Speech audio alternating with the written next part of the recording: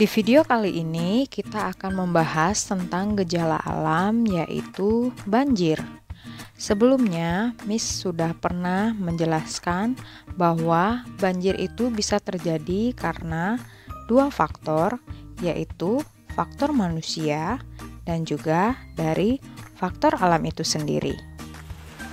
Dari faktor alam, yaitu disebabkan oleh hujan deras yang terus-menerus, kemudian menimbulkan debit air yang cukup banyak sehingga terjadilah banjir.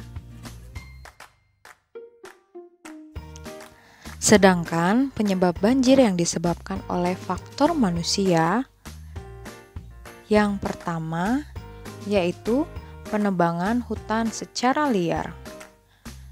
Penebangan hutan secara liar mengakibatkan hutan menjadi gundul. Yang menjadi pertanyaan adalah, apa hubungannya hutan gundul dengan banjir? Anak-anak ada yang tahu? Silahkan jawab ya.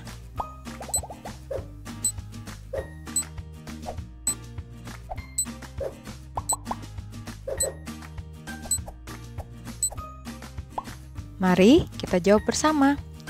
Pohon itu berfungsi menyerap karbon dioksida atau CO2 dan menghasilkan oksigen yang kita hirup. Selain itu, pohon melalui akarnya berfungsi untuk menyerap air. Jadi, semakin banyak pohon yang kita tanam, akan semakin banyak juga air yang diserap oleh tanaman. Hubungannya dengan hutan gundul adalah ketika hujan deras turun, tidak ada pohon yang dapat menyerap air sehingga menimbulkan banjir. Oleh karena itu, pohon sangat penting bagi kehidupan kita. Yang kedua, membuang sampah sembarangan. Kebiasaan membuang sampah sembarangan juga bisa mengakibatkan terjadinya banjir. Karena ketika kita membuang sampah sembarangan, semakin lama sampah akan semakin menumpuk dan ketika hujan turun, aliran air menjadi terhambat sehingga timbullah banjir. Yang ketiga, pendangkalan sungai. Pendangkalan sungai juga bisa menyebabkan banjir karena aliran air tidak mengalir dengan baik sehingga ketika hujan turun, air pun dapat meluap keluar sungai dan menimbulkan banjir. Yang keempat, mendirikan pemukiman di pinggir sungai. Adanya pemukiman di pinggir sungai juga dapat mengakibatkan terjadinya banjir. Karena pemukiman dapat menghambat aliran sungai menjadi tidak lancar. Oleh karena itu, tidak disarankan untuk mendirikan pemukiman di bantaran sungai. Semakin banyak pemukiman yang ada di pinggir sungai, akan semakin menghambat aliran sungai sehingga air pun dapat meluap keluar sungai dan terjadilah banjir. Nah, sekarang kita akan melihat dampak apa sajakah yang ditimbulkan oleh banjir. Yang pertama, adanya kerusakan lingkungan. Seperti contoh pemukiman yang terendam air, sekolah yang terendam air, perkantoran yang terendam air, dan fasilitas umum lainnya yang terendam air. Yang kedua, terganggunya transportasi darat. Karena sarana dan prasarana yang dilalui oleh alat transportasi tergenang oleh air atau bahkan tenggelam sehingga menghambat mobilisasi transportasi darat. Dampak yang ketiga yaitu timbulnya berbagai penyakit. Seperti penyakit diare yang diakibatkan dari air kotor, kemudian ada penyakit kulit, penyakit influenza, ISPA, atau penyakit saluran pernafasan lainnya. Ada juga penyakit malaria, dan demam berdarah.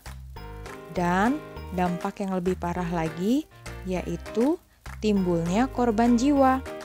Hal ini bisa disebabkan karena korban terseret arus banjir yang sangat deras atau korban tersangkut pada tiang listrik bertegangan tinggi sehingga menimbulkan kematian. Nah, sekarang bagaimana cara mengetahui pencegahan banjir? Yuk sama-sama kita lihat. Yang pertama, reboisasi. Apa itu reboisasi? Reboisasi adalah menanam pohon kembali. Seperti yang dari awal Miss katakan bahwa tanaman itu berfungsi untuk menyerap air. Sehingga semakin banyak kita menanam pohon, akan semakin banyak pohon yang menyerap air. Yang kedua, tidak mendirikan pemukiman di pinggir sungai. Hal itu dapat menyebabkan sungai menjadi terhambat. Alangkah baiknya kalau di pinggir sungai itu ditanami pepohonan. Karena tadi fungsi pohon adalah untuk menyerap air, sehingga mengurangi dampak banjir. Yang ketiga, tidak membuang sampah ke sungai dan tidak membuang sampah sembarangan. Karena perlu kamu ketahui anak-anak bahwa sampah-sampah yang dialirkan ke sungai itu akan bermuara ke laut. Dan akibatnya hewan-hewan laut juga akan terkena dampaknya. Seperti yang kita ketahui, hampir seluruh dunia mengkampanyekan pengurangan dan penggunaan sampah plastik. Karena sampah plastik membutuhkan waktu yang cukup lama untuk terurai. Hari ini kita belajar bahwa Tuhan telah mempercayakan kita untuk mengelola bumi dengan baik, seperti yang tertulis dalam Kejadian 1 ayat 28-30. Ketika Tuhan telah mempercayakan kita untuk mengelola bumi dengan baik, dengan penuh kasih, kita pun dapat mempertanggungjawabkan pengelolaannya dengan baik pula. Dimulai dari hal-hal yang kecil seperti tidak membuang sampah sembarangan dan selalu menjaga kebersihan. Sehingga bumi kita pun akan tetap lestari.